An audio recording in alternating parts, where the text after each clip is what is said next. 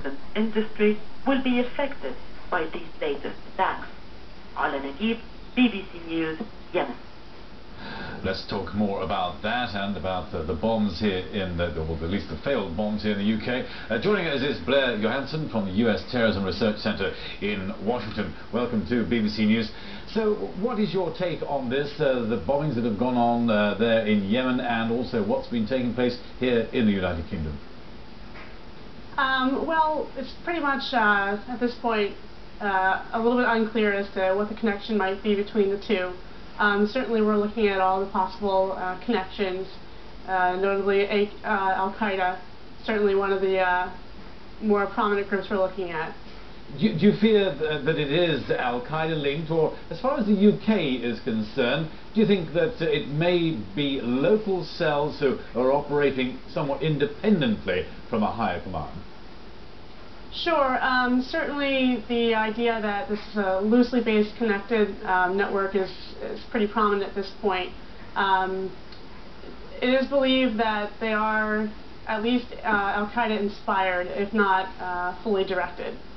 How is the US at the moment feeling about tomorrow? It's July the 4th, the biggest celebrations, of course, taking place in the United States each year on July the 4th. Is it feeling tense there at the moment? To be honest, I haven't felt any tense feelings. I mean, certainly the U.S. security forces are on their guard. We have various members of our security forces and police forces overseas, as well as here domestically, looking at every possible situation and keeping a close handle on it. But our Home Secretary has not said anything to sort to warn the American people. So I expect everything should go according to plan. Let's of course hope that it does. But in your research at the Terrorism Center there, what is your feeling and what is your advice to people? I mean, is there anything that can be done beyond politics to try and stop terrorism taking place? Well, it's certainly a challenge. Unfortunately, there really isn't any known successful tactics to put a stop to this sort of activity.